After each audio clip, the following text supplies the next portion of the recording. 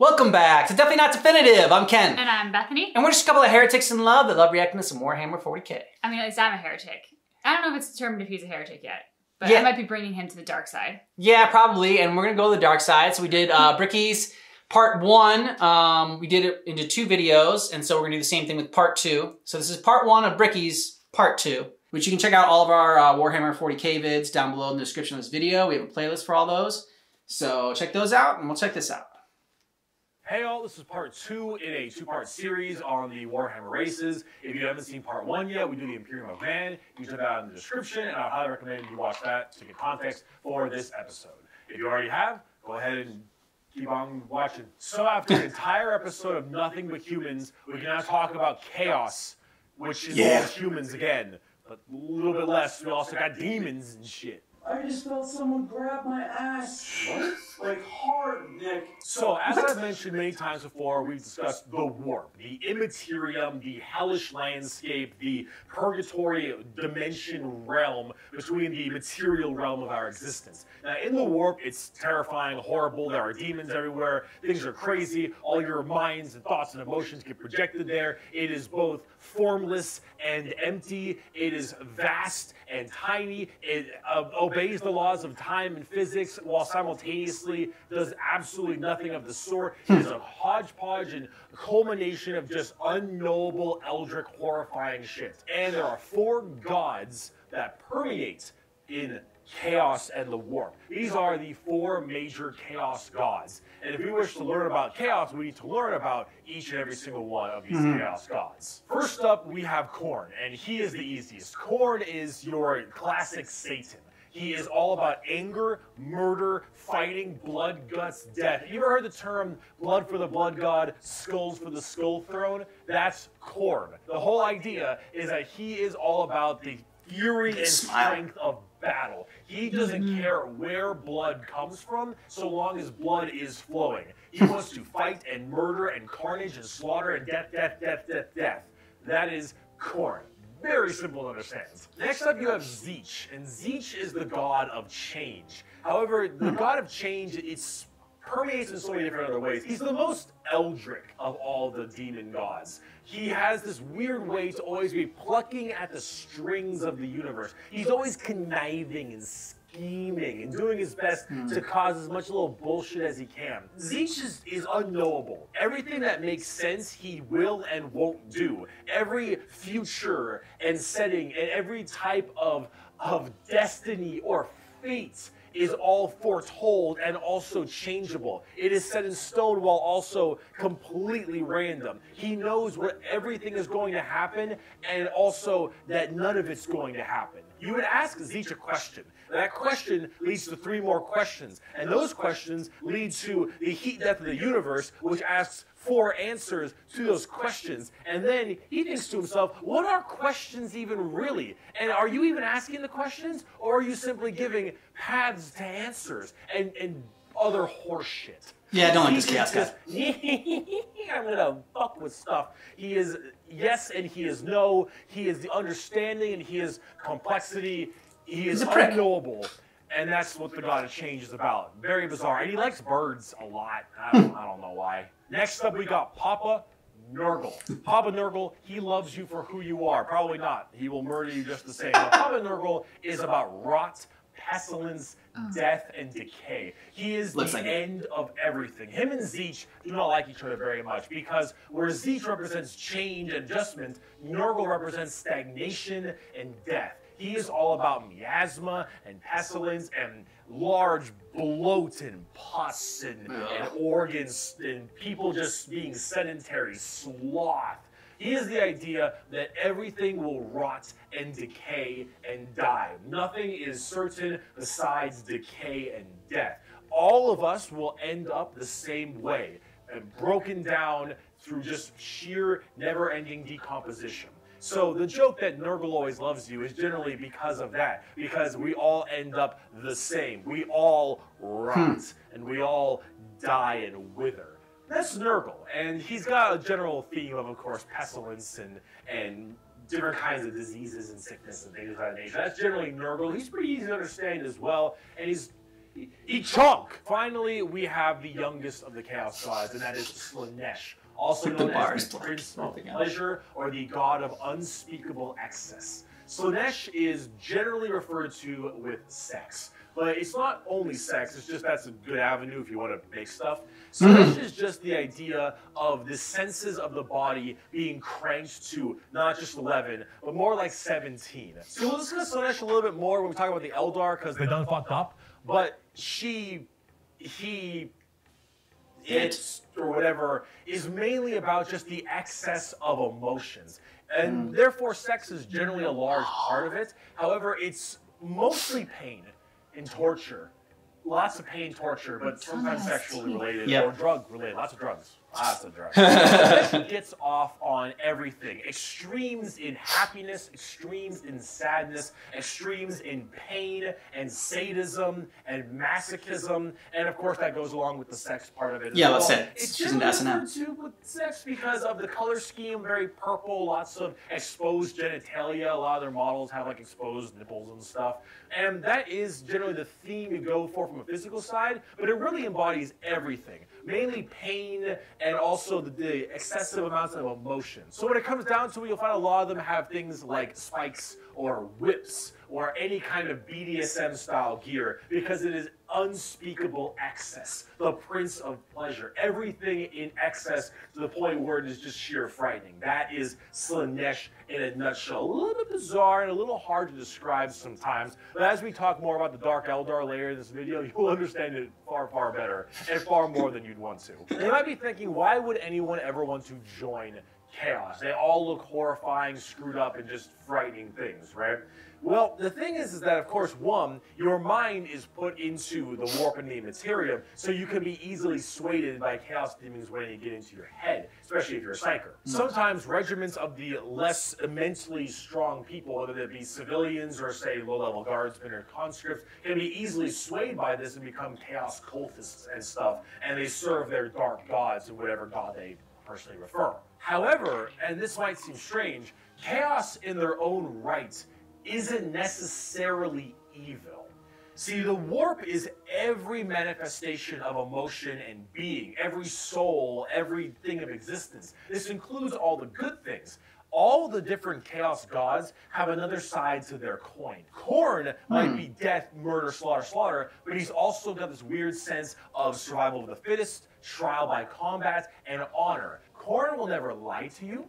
Khorne will never stab you in the back. Khorne isn't about conniving and scheming. Khorne is about straight up mano-y-mano, you versus me, get in the ring, we're gonna murder each other hard right now. It may not be a good thing at the end of the day, but it is that other side of the coin. Him and Tzeentch generally don't get along because Tzeentch is that conniving schemer, That's why I don't like but he's also about the idea of hope. Where there is change for your predicament. There's change for your problem. The hope of the galaxy, the ability to bend the world to your will. The idea that your fate is not set in stone, but in reality that you control your own destiny and can control it whenever you want. The changer of ways. That is Tzeentch. And of course, Tzeentch and Nurgle hate each other because while Nurgle does represent stagnation, death, and decay, he also represents finality. An ending. The fact that you can be mentally at peace knowing that you will end and how you will end. Fear of the unknown, fear of change is not present with Nurgle. With Nurgle, everything will rot and die, and that provides that finality, that ability that this is over. We are all the same, and we will all end the same. We know the meaning of life. The meaning of life is to live and die and rot. And with that, it brings peace of mind. Slaanesh is a lot more simple. While they are the excess of emotion, they are also the representation of emotion. Slaanesh embodies happiness. Slaanesh embodies excitement and joy and pleasure, not only in the sense of the physical, bam style of pleasure, but also everything else like food and drink and air on your cheek and sunlight, the feeling, emotion and feeling. All of that is also represented with Slaanesh. So you have to ask, why are they always represented as super evil skulls and spikes on everything and want to murder everybody? I don't really got an answer for you on that one. My assumption is that because Mentally, humans may think worse thoughts, even if we don't act on them, and therefore they're projected in the warp more. That one's a little bit weird. I don't know. This is me spitballing right now, but I don't know. You need a super bad guy. You already got the Imperium of Man. You need somebody to be a little bit worse than them. So you got demons. Honestly, who cares? I just want to buy like a bird magician. Look at him. So cool. So combining all this together on the tabletop, Chaos Demons are generally very melee based. They run in, go really hard. You have lots of summoning and conjuring, tons of spells. Generally a little bit frail, but they have special saves to make them a little bit stronger. You've got giant demons and smaller demons. You got hordes of little boys and tons of big guys. Demons are as they seem. Demons. Nurgle is slow, Khorne is super scary in melee, you've got Tzeentch who are far more into psychers and spellcasting, and then Slaanesh who is all melee, really fast but squishy, but in lots of hordes of tons of melee and pain damage, of course. So overall, the demons are a huge part of 40k and a massive threat to almost every single faction with the exception of a couple. However, the big part about demons is also transferred into the other 9 Primarchs we didn't talk about, which are the Chaos Space Marines. So Horus and all of his boys, all of them in the Primarchs, they have all also become Chaos Boys, and they all have their own special Chaos Legions, specializing in so many different things, just like the Adeptus Astartes, the Angels of Death, the regular Space Marines. Chaos Space Marines are a whole lot different than the regular Space Marines. They have the same armor, the same training and toughness. They just specialize in different kinds of things. And also a lot of the Primarchs have ascended into greater demons? They're demon Primarchs at this point. Gigantic, horrifying man-demon hybrids that are pretty awesome, if I'm going to be honest. They look really cool. But them and their associated legions that they are a part of are all kind of going out there and causing a large ruckus for everyone else. Considering the raw strength and firepower of a legion of Space Marines, imagine that entire legion just converting to chaos and immediately fighting you. It sounds scary. Pretty horrifying. Yeah. There's a lot of them, so I gotta write them down. But you've got the Emperor's Children with Primarch Fulgrim, loyal to Slaanesh. These people, they are some messed up people. They're just sensory overload, tons of drugs, tons of torture. And I think Fulgrim is a demon Primarch right now, and oh god, I am terrified to see what that man looks like. At least on the tabletop, because Emperor's Children are not good people. You've got the Iron Warriors, which are kind of like opposite of the Imperial Fists, with Primarch Perturabo, I believe is his name. They're Chaos Undivided. They just kind of serve chaos in a general aspect instead of choosing one of the 4. But the Iron Warriors are big on the siege and fortification, and they're basically entirely against the Imperial Fists and a major rival. Perturabo, I believe, is also still alive, and I'm also very interested to see what he looks like, because Demon Primarchs are badass. You've got the Night Lords with Primarch Conrad Kurz. Conrad Kurz is dead, which is good because he's a sick fuck. But the Night Lords are generally about terrorizing people and terrorism. They're generally about fear, and probably so. You've got the World Eaters with Primarch Angron, still alive, also excited to see. Angron, if you think you've known an angry person, Angron is the angriest son of a bitch you will ever know. Angron removed parts of his brain that didn't make him angry, so he could be angrier. Angron. Fucker's mad. You've got the Death Guard with Primarch Mortarion. They actually have their own special codex and their own major army on the tabletop. Mortarion himself is actually one of the models, and look at him. Look at him. It's so cool looking. Of course, Nurgle based, obviously. So very slow, but very tanky. You've got the Word Bearers with Primarch Lorgar. Lorgar is, I believe, still alive. I don't know what's up with him at the current moment, but the Word Bearers are generally the people who caused all the major problems in the beginning. At least I blame them for it. They're little assholes. You got the Black Legion with Primarch Horus. Get fucked, nerd. You've got the Alpha Legion with Primarch Alfarius Omegon. Chaos, I think. And then finally, you've got the Thousand Sons with Primarch Magnus the Nerd. The Thousand Sons also have their own book, just with the Death Guard. Magnus is also a tabletop model. He looks super cool. Yeah, he does. You can tell. And they're all super heavily Psyker and kind of Egyptian themed.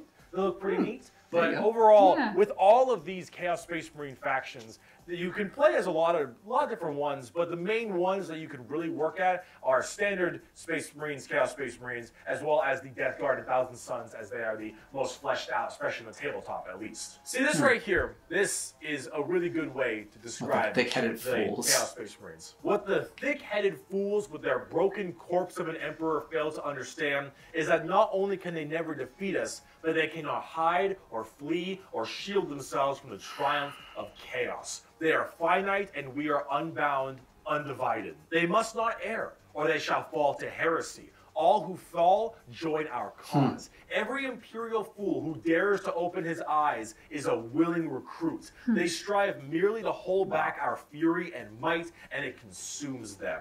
Thus, you can see chaos is inevitable. We lurk not only beyond their grasp and at their gates, we lurk within the darkness of their souls, on the tip of their tongues, in their tortured dreams. We are them, but freed from the shackles of ignorance. We are them, grown strong, evolved. We are them, but so much more. As hardcore as that quote is, the saddest part is they're mostly right.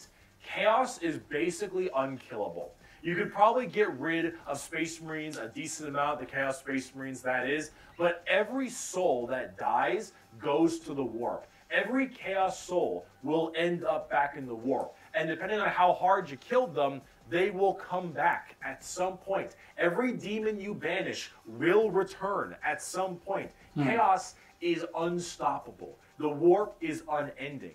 And while maybe there is at some point some way to stop them somehow, the resources to do so, the requirements to do so, are so far beyond the reaches of man and the other races at the current moment that really it's just an unstoppable force that just keeps on coming and it's just barely being slowed. You can't stop it, you can only help to like contain it. Threats. They are without number, their legions are everywhere, and yeah, they're pretty scary. So, I promise, we're done with humans now. Let's talk about some Xenos.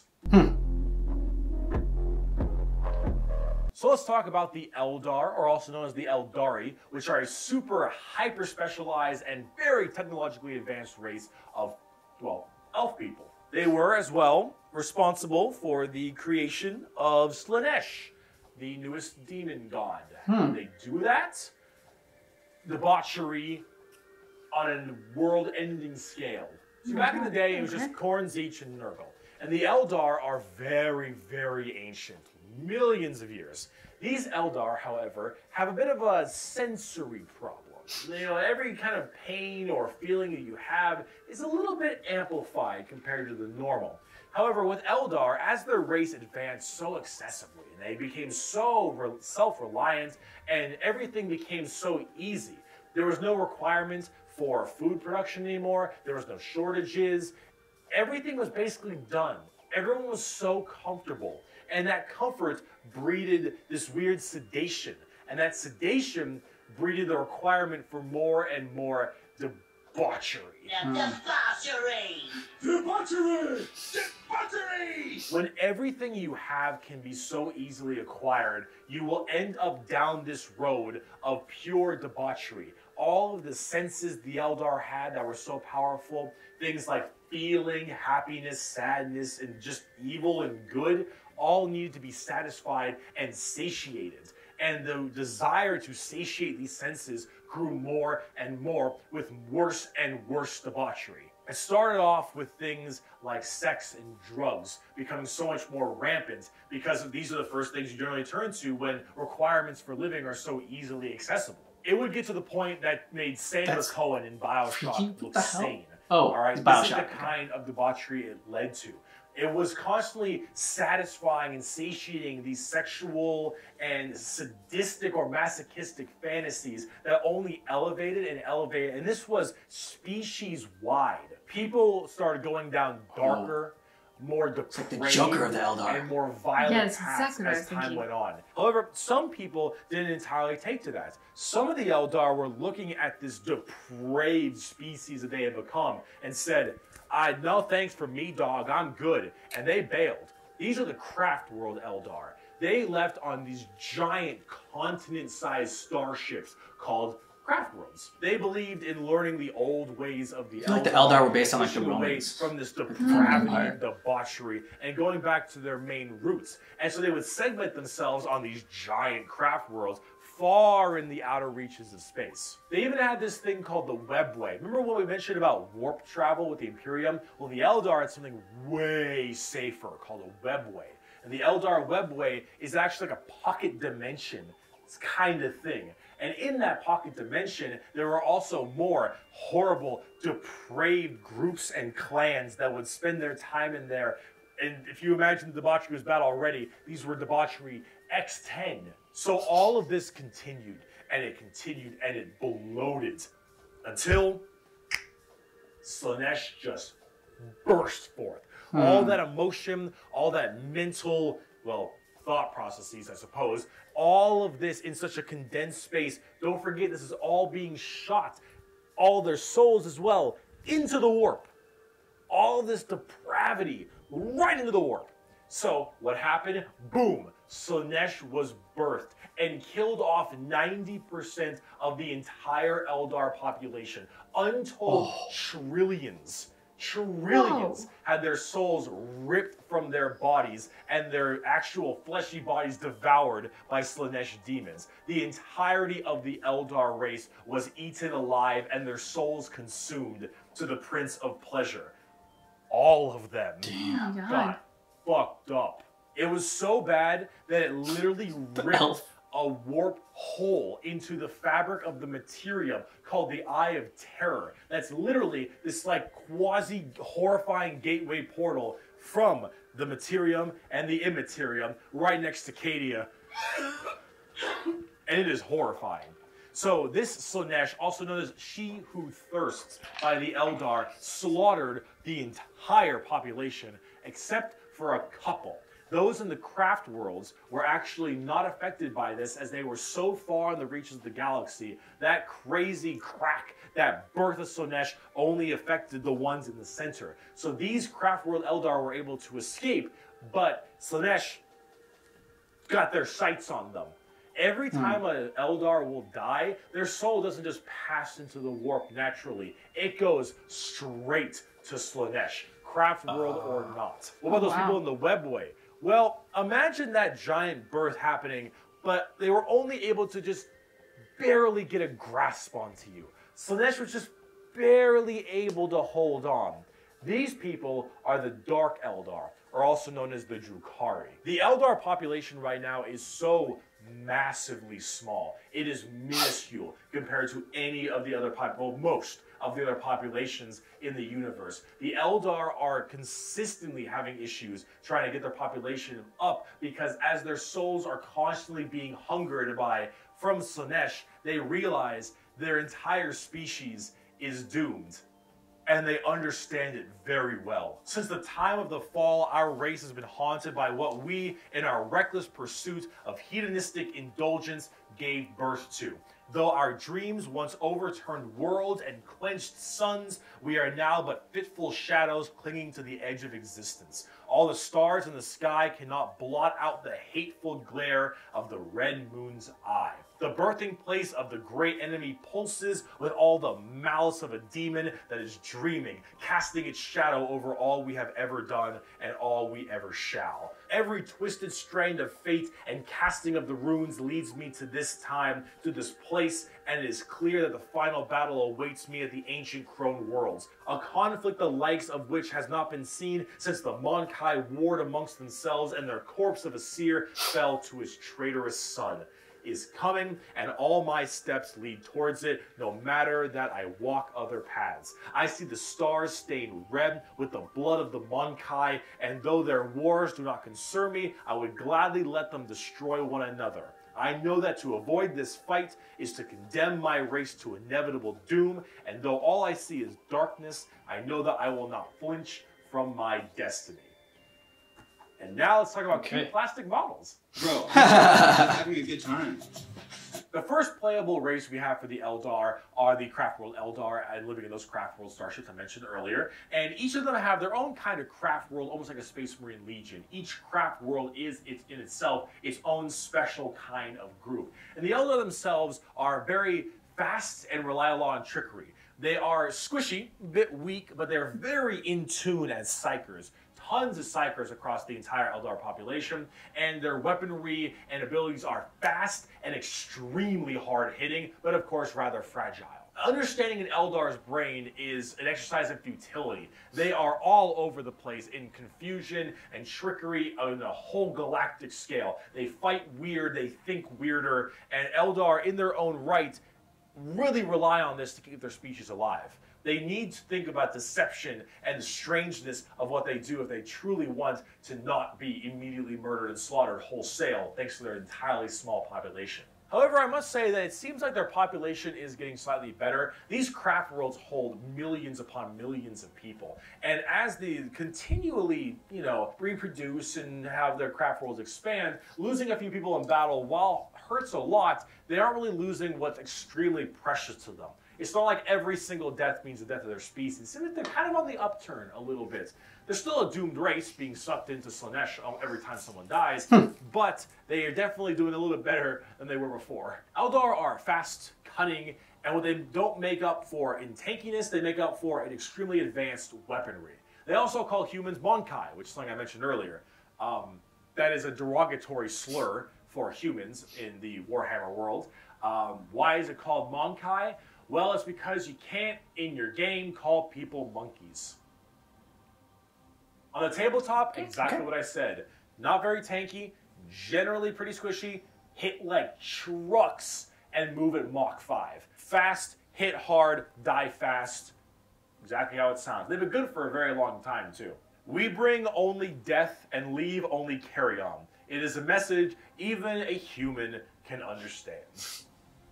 Eldar. So, yeah. Drukari. Ooh. Let's talk about the Dark Eldar. On today's episode of How Fucked Up Is Fucked Up. That's fucked up. So those people I mentioned in the webway, in the super deranged cults and the depraved people of the Eldar, in the webway they didn't quite get a hold onto them. Slaanesh has them, but it has them on by the pinky finger. And they're slowly being consumed by Slaanesh, but they found out they can stave her off by doing Slaanesh things. The Dark Eldar are by far the worst, most horrifying, disgusting, depraved, and brutal race in all of Warhammer 40k. Oh, wow. These are entirely a group of people whose full purpose to save their species from extinction, to go into planets, raid them, and take as many slaves as they possibly can to torture them for 1, 5, 10, 20, a million years, because that torture will keep them from dying. They look very BDSM style too. They definitely have a lot more spiky bits and they have a lot more of that kind of leathery black look to them. But let's say you are an upstanding Imperial citizen living life on a regular planet. You get invaded by the Necrons. The Necrons will shoot you with a deatomizer and you will be destroyed in a millisecond. Yeah. And that's it. That's okay. Not the worst way to go. Yeah. You are invaded by Chaos Marines or something. You take a bolter shot to the head or a chain sword across your stomach and Bolter you head. cut in half. Painful, but not the worst. The orcs arrive. They beat you to death. Hurts, but, whatever. Tyranids, they eat you alive. Yeah. Rough. Yeah. The Dark Eldar. The Dark Eldar. This is going to get a little graphic. I apologize. You pray you die. You don't. You are instead taken as a human slave. Your life will be endless work and agony, 24/7. They will make sure you cannot die, as your pain satisfies them. They will hook you up to all manner of torture devices. They will inject pain-based stimuli drugs directly into your nervous system. They will slowly run razor blades across your skin. They will fillet you and just pull out your teeth and your fingernails one by one. They will remove your appendages and your skin and wait for it to grow back so they can do it again. They will murder and torture and use the R word, it rhymes with grape, your entire family in front of you and do the exact same thing to them. You yourself will also be rhymes with grape anywhere and everywhere possible. And this will occur for 20 years until you are no longer satisfying to them. And then you will be contorted crushed and twisted into some form of trophy. A fleshy trophy, or a ring, or a couch, or a TV stand, or perhaps a wonderful hat, while you are, of course, still alive and breathing. And you will become a moaning, fleshy trophy for eternity. Oh my god. And that is No what thanks. happens when you are taken by the Dark Eldar. They are the most depraved, most horrifying race in all of 40k. They look the part, and they do it so they all don't die. They are literally forced to do this, because if they don't, Slaanesh's grip will get harder, and they will have their souls pulled away. So long as they keep doing this, Slaanesh is like, "You're doing good, man. You're doing solid. You keep that shit up, you elf-eared bastards." That's the Dark Eldar. That's the Drukari. They are horrible. On tabletop, they're actually kind of like Eldar, but more extreme. They are even squishier than the Eldar, but they hit generally even harder. Fast attacks, skirmishers, really quick, speedy, like get around them, do a lot of damage, get away kind of stuff. That's mostly Dark Eldar. Sounds like the other Look at the definition of grim factions just gang up and kill the Eldar, the Dark Eldar at least. Yeah. And Senf from Republic Commando. A quote from Mr. Vecht. "We are the lords of despair, masters of terror. Dread and agony are our meat and wine, and they are plentiful indeed." Dark Eldar. Some of the Harlequins. Clowns. The Harlequins are a bizarre race of Eldar. They're demonic clown performers. They're like a weird mix of Sander Cohen from BioShock and Jin from League of Legends, but in a more clown theme. They're artists of death and perfecters of their craft. They do not belong to Craft Worlds or any of the weird Drukari people. They guard something called the Black Library, which is this giant tome of never-ending knowledge deep in the heart of the Eldar webway, and also guarded by their god named Kegorok, I believe is how you pronounce his name. He is the laughing god, but it's the Eldar's laughing god? And these are the Harlequins, the Harlequin clowns. These are Eldar clowns, okay? So imagine the things that an Eldar, these depraved individuals, would find funny. And this is the god of that. It's a horror clown. These are gods of horror for us normal people. That's For them, redundant. they're like, All clowns are horror Oh, clowns. it's so funny. They're all dying horribly. Honk, honk. They're very bizarre and difficult to describe. They've escaped the ruinous powers of Slaanesh somehow, but their main thing is guarding that Black Library. And the Harlequins just... They're demon clown performers. They're barely any models on the tabletop. They're good at melee. They're demon clowns. I'm not sure. I got a quote. "It is so easy for an Eldar to embrace the obscene virtues of chaos, for Slaanesh is nothing more than a manifestation of the Eldar mind in its most wild and unconstrained form. Human morality is meaningless to the Eldar, and to the dark side of the Eldar mind, all life is to be expended at a whim. Cruelty and generosity are but the impulse of a moment. Beauty and sensuality are virtues that can be expressed in bloodshed just as easily as in song. To an unfettered Eldar mind, there is neither sanity nor madness, but merely a wave of perfect existence fulfilled by its own savage momentum." They're very strange. The Harlequins, Drukari, Eldar, they are an anomaly that make humans seem completely easy to understand in comparison. They range from rekindling their civilization to horrifying murder and also clowns. They're all over the place, but honestly, they represent quite well and are rather interesting, especially with the whole Slaanesh murdering everyone bit. So, yeah, Eldar. Okay, so we wanted to end on a happy note, and that was definitely it. Murder clowns. Yeah, Yay! murder clowns. Nothing's happier than clowns. All right, so what you think? Terrifying, like just by and large. They were all terrifying. The Chaos Gods were really interesting to me. Yeah, for sure. The weird name one, who's the God of Change. Yeah, I didn't like that like the God of Change. Yeah, the one that you don't like. So for some reason, the description that Bricky gave of his character just made me think of Iago in Othello. Sort of that like manipulative, mastermind behind the scenes, always self-serving, trying to figure out which way the winds of change are going to go so that he can come out on top and profit the most from whatever's about to happen. Just for some reason, the way that this particular Chaos God approaches change, it's like, yeah, the other side of the coin is hopeful, but it's not like bright, sunny, hopeful optimism. It's more like, I'm hopeful that I can make this work to my advantage. I mean, it's more like Littlefinger in Game of Thrones, like chaos is a ladder. Exactly. You took the words right out of my mouth. I was like, you have the highbrow Othello. I'm like, for me, that sounds more like Littlefinger. And then I got to the chaos part where chaos is a ladder. I was like, man, George R.R. Martin must have been a 40k fan because just all these things that like... I think we've said that before. Yeah, like, we he have. Must have been. Yeah, you totally. We also said, we thought about that about World of Warcraft, because I think there's some also World of Warcraft things that were in there as well. Murder clowns are terrifying. I mean, clowns in general freak me out ever since I saw it as a king. As a king? When were you a king? Why does that make you your queen? It as a kid is what I meant to say. Tim Curry, like, short series that was on TV where he was it.